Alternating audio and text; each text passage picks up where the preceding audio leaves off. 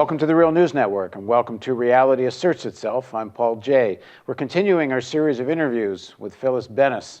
We're going to dig into some of the more current issues now, starting with the Israeli-Palestinian conflict. Phyllis is the director of the new Internationalism Project at the Institute for Policy Studies. She's been a writer, analyst, and activist on Middle East and UN issues for many years, and I did a much lengthier introduction in part one, and I suggest you do watch part one before you watch this part two, but let me just quickly tell you some of the books Phyllis has written. First of all, 4 primers. A primer on the Palestinian-Israeli conflict, one on ending the Iraq War, U.S.-Iran crisis, and U.S. war in Afghanistan, and many other books, including, let me pick one, Challenging Empire, How People, Governments, and the UN Defy U.S. Power. Thanks for joining us again, Phyllis. Great to be with you. So I want to start off talking about some of the debate that goes on in Israel, or perhaps lack thereof. Haaretz has a piece today, and I'll read a quote from it. The headline is, Ex-Shin Bet Chief, Effects of Israeli-Palestinian Conflict Riskier Than Nuclear Iran. And the story goes, former Shin Bet chief Yuval Diskin said Wednesday evening that he believes the unresolved conflict with the Palestinians has much graver ramifications for Israel's future than the Iranian nuclear program. Quote, I say it even though it's unpopular to do so. We need an agreement now, before we get to a point of no return, after which a two-state solution will be impossible. Speaking at an event commemorating the 10th anniversary of the Geneva Initiative, Diskin said, I would like to know that our home here has clear borders, that we're putting the sanctity of people before the sanctity of land. I want a homeland that does not require an occupation of another people in order to maintain itself. The people I talk to in Israel, including our journalist, says like this is a voice that barely exists in Israel, that there really isn't much debate about this, and Diskin and people like him are kind of off in the wilderness. You know, I'm not sure I absolutely agree with that. I think that there is actually, in the press at least, there is more debate in Israel and in the Israeli press than there is in the United States, where there's much more fear about challenging anything about the general accepted discourse on Israel. Inside Israel, the Diskin is one of a number of people. There was a film that came out last year called The Gatekeepers that featured a number of former Shin Bet leaders like him. Just for those that might not know, Shin Bet is the Israeli intelligence service, and in fact, as Phyllis is saying, many former heads of the various intelligence services in Israel have said similar things to this. So that's not new. It's also, I think, understood in a lot of parts of Israel that the situation with the Palestinians is not going to work the way it is now. Now, the problem is that for most Israelis, the situation is very comfortable. Israelis have passports. They can go anywhere. Israel is the 23rd per capita wealthiest country in the world. It has the 4th largest, strongest military in the world. It has the only nuclear arsenal in the Middle East. Iran doesn't, Israel does. So, and it has, of course, the uncritical backing of the United States. So things for Israelis are pretty good. You know, the number of Israelis killed in violent attacks is way down. There were 2 this year, 0 last year. I mean, this they can deal with. This is not a problem. The problem is for the Palestinians. The idea of a two-state solution, if it hasn't already disappeared, is virtually about to disappear. And I think that in Israel, a lot more people would be aware of it and are starting to become aware of it again in a way that they used to be more aware of it because of the global campaign known as Boycott, Divestment, and Sanctions, BDS, which is a campaign to use nonviolent techniques of both economic and other kinds of sanctions to pressure Israel to stop its violations of international law against the Palestinians. In the main, so far, ordinary Israelis have not felt that. But you are starting to see the impact of those kinds of campaigns on ordinary Israelis. And if you look at the model in South Africa in the anti-apartheid period, it was when the sports boycott took hold that ordinary South Africans who are absolutely sports-driven, sports-crazed, that's when it started to connect that this really wasn't going to work in the long term.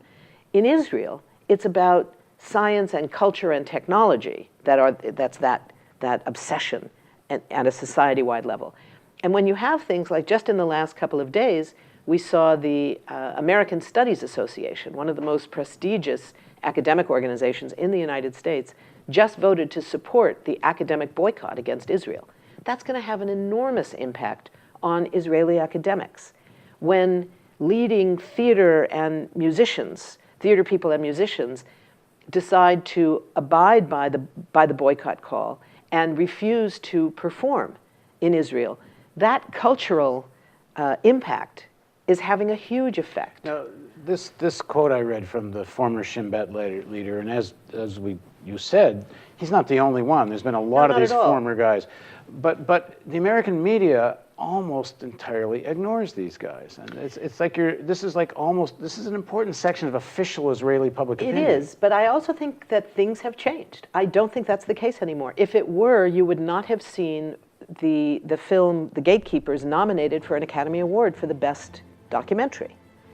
It got enormous publicity. It was reviewed in every major paper and on NPR, and all the TV stations were talking about it.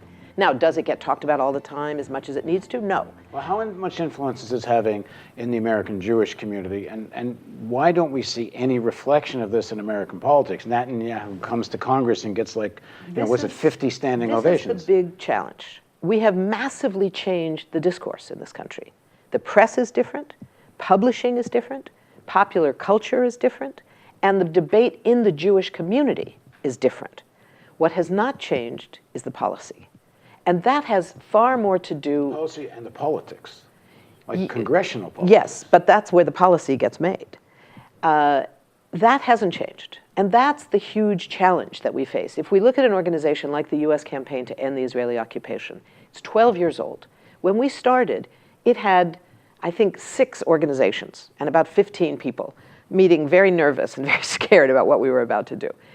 Now there are over 400 member organizations that include giant church-based organizations, Jewish Voice for Peace, which has 140,000 members. All of these giant organizations are part of that coalition, of that campaign. So we see a huge shift in how people are talking about this issue. What is safe to talk about now? I don't worry about getting shot by the JDL the way I used to anymore. It hasn't happened for years.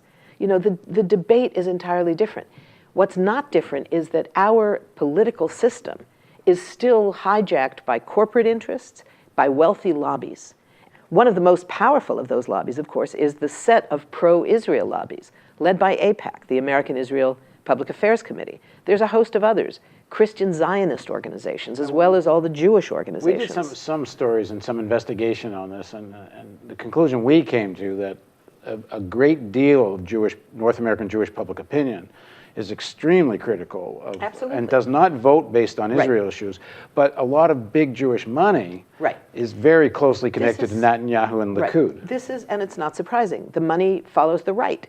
It's not surprising that the right wing is always better funded than the left, because the right wing represents the interests of big money, whether it's corporations, whether it's the military-industrial complex, or in this case, it's the wealthiest component in the Jewish community and among Christian Zionists. That's where the money is. It used to be that AIPAC, the Council of Presidents of major Jewish organizations, the other pro-Israel lobbies in the Jewish community could meet with members of Congress and say, look, we've got money. We may give you some. Mostly we're going to hold you hostage that if you don't toe the line, we're going to fund an opponent that you don't even expect yet. But we'll also bring you votes, because we have influence in the Jewish community, and people will vote the way we tell them. They can't say that anymore, and that's huge. They still have the money, but they don't have the votes, because the Jewish community has changed. Something happened on Syria that was rather seemed unique. This moment where AIPAC seemed to be lobbying heavily for an American military intervention, and they lost. That's not the first time it's happened. We saw it back in 1981, where AIPAC was dead set against, as the Israeli government was dead set against, allowing U.S. arms sales of what were known as AWACS. It was a particular kind of high-tech surveillance plane to Saudi Arabia. And the Israelis at that time, unlike now where they're actually quite close to being in bed with the Saudis, at that time there was a great deal of antagonism between Israel and Saudi Arabia. And the Israelis and their lobbies said, this is unacceptable. We cannot allow the U.S. to sell AWACS to Saudi Arabia. At that moment, because there was a divide between the interests of the pro-Israel lobbies and what was perceived as US national interests, the national interests won. The reason that the lobby often seems so powerful is that, yes, it does have a lot of influence, I'm not denying that, but it also has been historically pushing in the same direction as the majority of US policymakers want to go. So imagine if you're running behind a car and you start to push the car as it goes forward, and the car starts to go fast, you can claim, wow, I was really strong. I pushed that car 30 miles an hour. Maybe you didn't. Maybe you were pushing it in the direction it wanted to go anyway. Now, it is true that the lobby has had enormous influence. Because a lot of there is a section of the American professional foreign policy establishment that doesn't agree with this totally pro-Israel status. The realist sector often is very critical of the tight bond between the US and Israel that prevents a more strategic assessment of where US interests actually lie. I often disagree with them because they see their US interests are with oil-rich monarchies instead of Israel, et cetera. There's a lot of social questions to that. But they are historically significant in the US policy debates. So now, President Obama is developing these negotiations with Iran.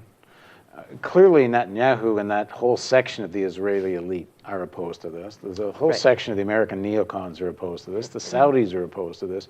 But is this a kind of something new in American politics? An American president would so get off the agenda of Israel? And he has not up until now, certainly. This president is not off the agenda of Israel. We should be clear about that. Iran? This president, let me say it, this president has been, according to Israeli officials, the most pro-Israeli president in the history of the United States. Vis-a-vis the Palestinians. I said the most pro-Israeli politician, the most pro-Israeli president. That includes arms sales, it includes collaboration on new weapon systems, it includes billions of dollars in military aid every year, it includes protecting Israel at the United Nations to ensure that it's never held accountable. Having said all that, it is also this president, Barack Obama, who has been willing to cut a deal with Iran as part of a global movement of countries, of governments that are looking at changes in the region as a whole and saying, I know the Israelis don't like this, I'm going to do it anyway. So both of those things are true. The fact that Obama has signed off on the deal with Iran does not change the fact that he is still the most pro-Israel president overall that we have had in the United States. Now, at the political level, is Bibi Netanyahu going to, welcome him as a brother and a friend? No, absolutely not. The tension between Obama and Netanyahu remains very, very tight. And it's very strong, both on the question of Palestine in terms of language and strategically on the question of Iran. Right now, Netanyahu is quite isolated in Israel. The military and the intelligence officials in Israel are saying that there needs to be an agreement with Iran, that going to war with Iran would be crazy. The current chief of staff of the IDF, the Israeli Defense Force, has said, we could do it alone. We could go to war alone. But both he and other top military and intelligence officials have said, but it would be crazy for us to do it, because if we did, while we might have the military capacity, we would be left with the entire world turning against us. And we would lose the support of the United States and Europe and the rest of the world. That's a very true assessment. That it's a huge risk. Because Obama is saying, and I think he is listening to American foreign policy professionals in saying, and he, his Asian pivot, his whole strategy is about China, that getting involved in a war with Iran would weaken the ability of America to project its power, which is the same reason he opposed the war in Iraq, not because he's anti-war and not because he's pro-peace with everybody. He wants to maintain this ability to project power. Right. So a deal with Iran makes sense. But the Saudis hate it, the Israelis hate it, and he's willing, apparently, to do it anyway. Right. And I think that is a very important statement about how he sees U.S. foreign policy. It's also true that this is a moment when conditions in the Middle East are shifting massively, and nobody is very sure how things are going to play out. So the Saudi opposition is not because Saudi Arabia wants to go to war with Iran, but Saudi Arabia and Iran are contending as to which is going to be the regional hegemon, who's going to be more influential. Well, but sources I talk to that are very connected to the Saudi military establishment, they have told me they don't want to go to war with Iran. They want the United States to go to war with Iran, and that they do want an actual hot war. I think some in Saudi Arabia do want to. I don't think that's the majority opinion in the royal family, and it certainly isn't the opinion of most Saudis. And I think that that's important, because right now the Saudi royal family has less support domestically than they've ever had since the kingdom was created. They're looking across the border at Bahrain, where only the intervention of 15,000 Saudi soldiers prevented the overthrow of the king of Bahrain. They're looking at the UAE, at Jordan, in all these absolute monarchies. Jordan somewhat less, but even there, where there is beginning to be real ripples of change. The Arab Spring is not leaving out the monarchies, despite the very, very different political relations. So no one is very sure how this is going to play out. The decision that the Obama administration had made late, but they made it, in the period when the US-backed dictator of Egypt, Hosni Mubarak, was being overthrown in early 2011, in that period, you saw a decision by the administration that we can't keep up this position that we can only deal with military dictatorships and absolute monarchs. We're going to have to deal with some of these Islamic-flavored movements and governments. So they were willing to do that. Then that got smashed with the military coup that overthrew the government of Mohammed Morsi. Which the Saudis had a lot to do with. Which the Saudis had a lot to do with. And the Saudis now are making up massively for the loss of US influence in Egypt by bringing in a coordinated gift, if you will, of $12 billion, dwarfing the $1.3 billion that the US was paying to the Egyptian military. The Saudis, along with the UAE and some of the other Gulf states, have kicked in $12 billion to the government and the military with the overthrow of the Muslim Brotherhood.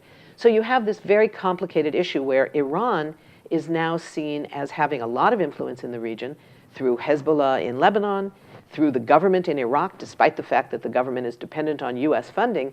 It's politically far more accountable to Iran than it is to the United States.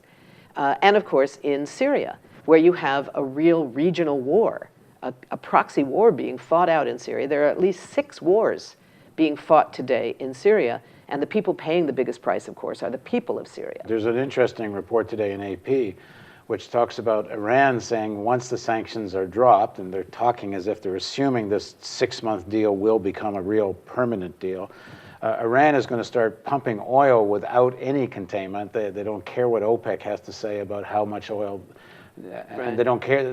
The quote was, "We don't care if the price of oil goes down to $20 a barrel." Well, if there's anything that's going to freak the Saudis out, it's that. That's certainly true. And the Saudis are facing a huge challenge of their oil is not going to last forever either. And only in the last few years have they been willing to acknowledge that. The kingdom is facing a serious challenge with a growing population, an enormous bloated royal family whose levels of privilege are legion. And losing leverage with the United States, the way the United States is becoming such a big oil and gas energy producer now. I saw something that said in 4 or 5 years, the United States could be the #1 energy producer in the world. Right. A lot of that is because of natural gas, but also it's because the US government is willing to take on fracking and do all of these really dangerous kinds of unusual, if you will, but all sources. Of which, again, but lowers the other the side leverage of it, of the Saudis. Right. But the other thing that lowers the leverage is that as of 2010, this is now almost 4 years ago, the Middle East has not been the source of the largest amount of imported oil. Even as imports in general have gone down, the Middle East has been eclipsed by Africa for who's providing the majority of imported oil to the United States. So, we're looking at a situation where the oil weapon no longer exists in the same way. So everything right now in the region is shifting.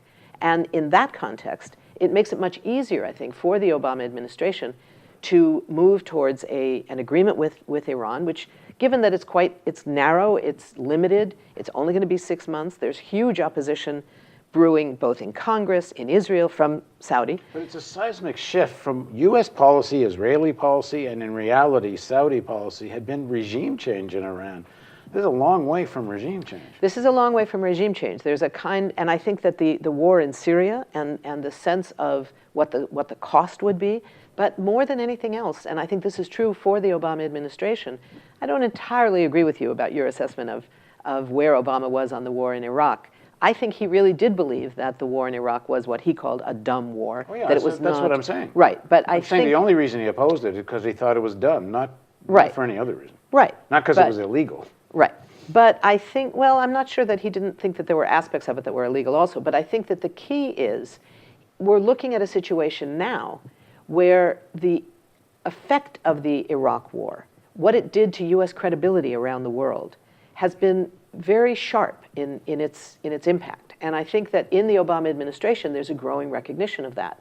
They saw, the demand for U.S. intervention in Libya, and then what were we left with? A disaster in Libya. Ask anybody in Libya now, are you better off today? Very few people are going to say yes. It's a violent, dangerous place for ordinary people. Nobody can live an ordinary life in Libya these days. So the U.S. is looking at the whole question of the militarization of diplomacy that had characterized the last decade and saying, maybe we need to change this. Okay, in the next segment, we're going to talk about this. You recently wrote a piece which talked about, are we looking at a new period of diplomacy rather than militarization as the #1 go-to policy choice? So we're going to pick up the discussion in the next part of our series of interviews with Phyllis Bennis on Reality Asserts Itself on The Real News. Thanks for joining us.